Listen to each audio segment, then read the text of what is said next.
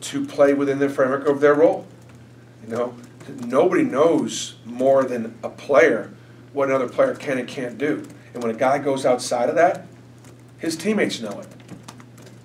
Now that doesn't mean you don't. We've always allowed players freedom. That's why we've historically been a high-scoring team in the SEC.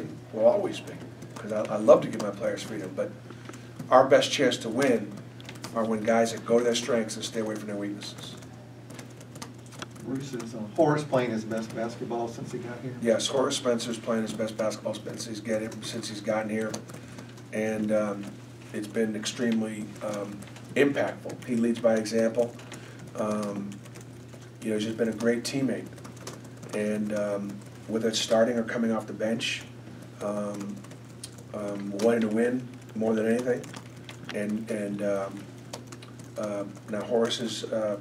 He's a physical player. He's a tough player, and he's using that physicality and that toughness and his ability to rebound and defend and be an opportunistic scorer.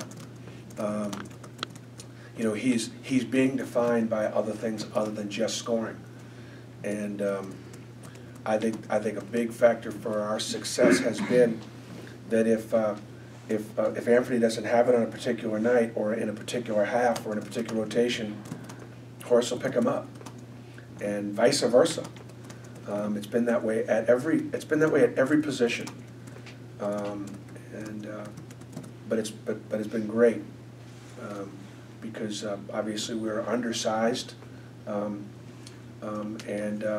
our guys, almost all of them, play bigger. How about his hook shot? It looks like something he's been really effective with this year. Well, he's competent with his hook shot, and again, part of it is, you know, getting those good deep touches help him be able to get those good looks.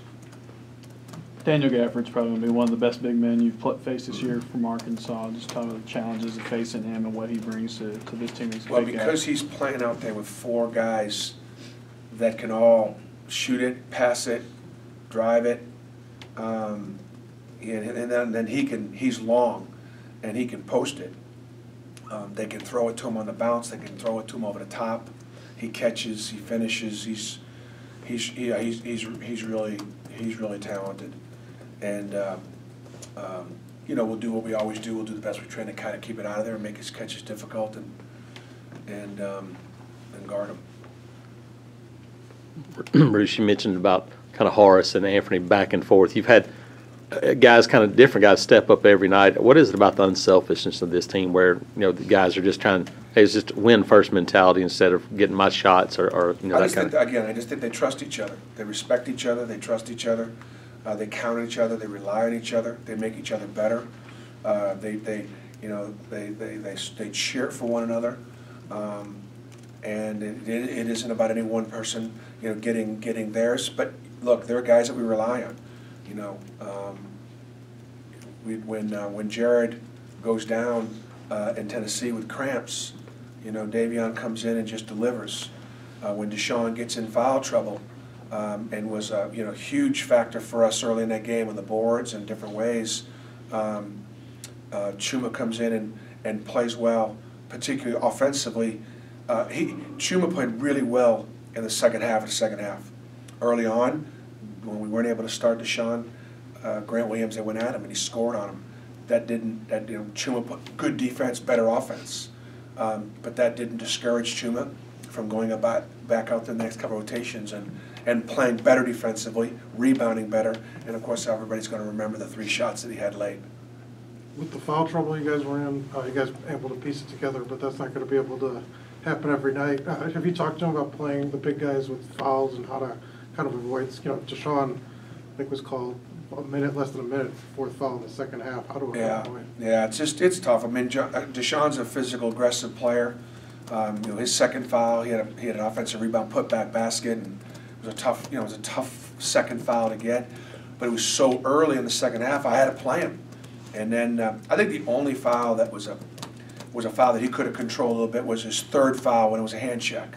You just can't hand check when you got 2 fouls playing in the first half. I don't like to play guys with 2 fouls in the first half, but I had to play a bunch of them that way. And then, there was, we probably went 5 or 6 minutes with 4 guards where either Malik, Dunbar, or Mustafa was having to play the 4.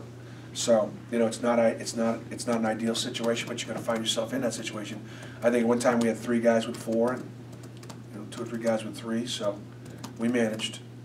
Bruce, you talked last year after non-league play about dealing with success and dealing with taking this program to another level where, you know, your target, people are game planning for certain guys and not overlooking Auburn on their schedule. How do you guys deal with that again this year when you just knocked off Tennessee? You might be ranked after this week, you pick up a win. How do you guys deal with that? Well, we'll deal with it when the time comes. I don't think, I mean, I talked to the team about it a little bit, simply because they're young and you can't assume anything. But we're very hungry, and we all know where we're picked. We all know where they picked us after the non-conference. We all know our television schedule compared to the other teams in the league and their television schedules. So it's not hard for us to be able to look and see where everybody kind of looks at us, and we're not going to let a good start affect our we're not good enough to be overlooked or be overconfident for anybody. It's all, and we know there's a fine line for us. We know the margin is thin, but we trust each other. We believe in each other, and being able to find ways to win games should give the team confidence. Are you saying somebody picked you low in the preseason? Yeah, I mean, we've been, you know, but we deserved what we look, we finished 11th last year, you know, and we were picked anywhere between 9 and 11, and so that's kind of where what we've earned. You should get what you've earned. You look at that, you know, we're not on ESPN this year. We're not on ESPN. We're on ESPN 2-3 times, once against UConn, once against Texas A&M, and once against Florida. We're on ESPN 2 not because of Auburn, we're on because those happen to be the 3 teams we're playing against. And until you win, that's not going to change. Bruce? How many 4 and 14 shirts did you print out?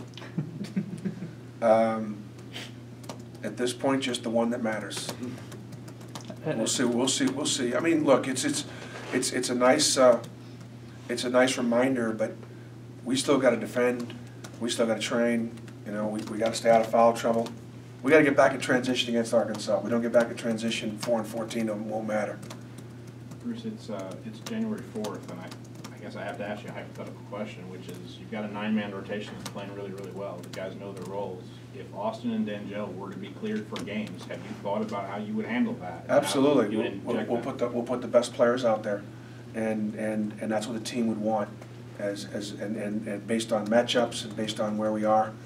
And so right now we actually have 10 eligible scholarship players, with CatCon being our 10th guy, and we're still in the process of trying to get Austin and Dangel eligible. So there's been no change to their status? You haven't declared them ineligible to the NCAA? No. Still practicing, still enrolled for the 2nd semester, and still going through the process. So they're still just you guys are determining their status. You haven't declared them ineligible to the NCAA? No. They're still trying to certify their eligibility with the NCAA. Were they to be cleared, would you be confident they could go play in a game right now? They're staying ready. Okay. And we'll face that when the time comes. Okay, thanks, guys.